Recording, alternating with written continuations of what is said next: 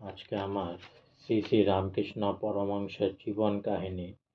একজন ভূত সিদ্ধ হয়েছিল, সিদ্ধ হয়ে যাই ডেকেছে। এমনই ভূতটা এসেছে, এসে বলল, কি কাজ করতে হবে বলো। কাজ যাই দিতে পারবে না, এমনি তোমার ঘাড় ভাঙব।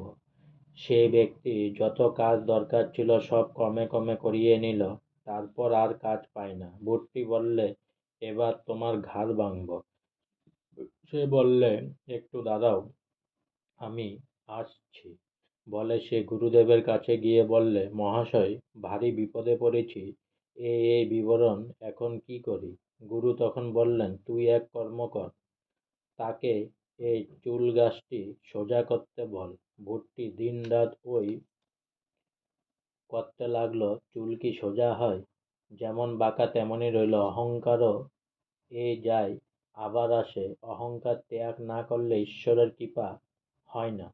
আজকে আমার শ্রী শ্রী রামকৃষ্ণ পরমহংসের জীবন কাহিনী এখানেই সমাপ্ত হলো। তাই অনেক অনেক সাবস্ক্রাইব করুন আমার চ্যানেলটি, অনেক অনেক লাইক করুন প্লিজ।